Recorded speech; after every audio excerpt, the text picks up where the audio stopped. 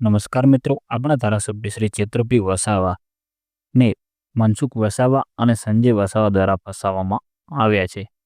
તો મિત્રો, ચેત્રપી વસાવાને પહેલાં હાઈકોર્ટમાં લઈ ગયા હતા અને ત્યાં તેમના જામીન અરજી નામંજૂર કરવામાં આવી. પછી ચેત્રપી વસાવાને હાલ ડેડિયાપાડાના કોર્ટમાં લઈ જવામાં આવ્યા છે અને ત્યાં જઈને હાલ કેસ રીઓપન કરવામાં આવ્યો છે કે કોણ સાચું છે અને કોણ ખોટું છે તે હજી હવે નક્કી થશે.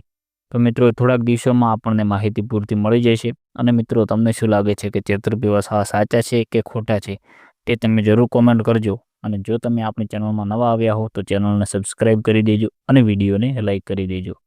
તો મિત્રો, આપણા ધારાસભ્ય શ્રી ચેત્રપી વસાવા એ ઘણા બધાના લોકોને કામ પણ આવે છે અને ચેત્રપી વસાવાને એવો ઘમંડ પણ નથી કે હું એક ધારાસભ્ય છું અને તે જ્યાં અન્યાય થતો હોય ત્યાં તેની સામે લડત કરે છે ચેત્રપી વસાવા.